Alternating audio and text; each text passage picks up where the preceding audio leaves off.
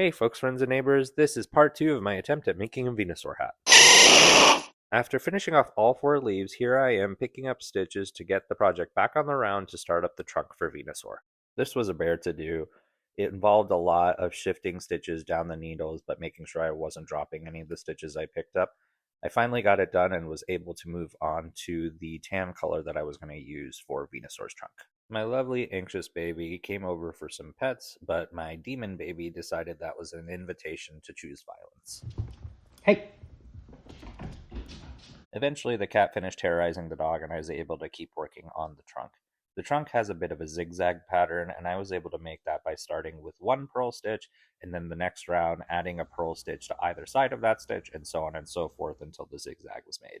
After finishing the trunk, it was time to move on to the first of 6 petals that Venusaur has. Originally, I thought that I would do 15 stitches per petal, given that there are 90 stitches in the round, but then I thought that that would be too little stitches to neatly add in the spots that the petals had. So I decided for each petal that I was going to cast on 15 more stitches for a total of 30, join those 30 stitches in the round, and then knit in the round, doing increases along the way to create the petals.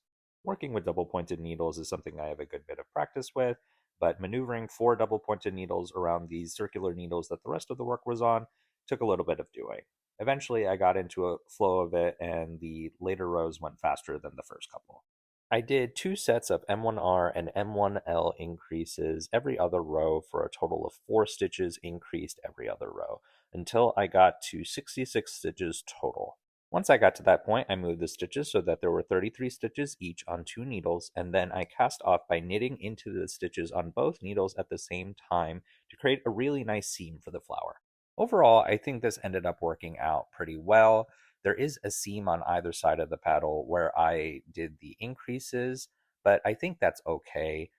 This will give me enough room to add in the spots by sewing them in later. And yeah, that's 1 out of 6 petals done. Thanks for watching, and follow and subscribe for more. Bye!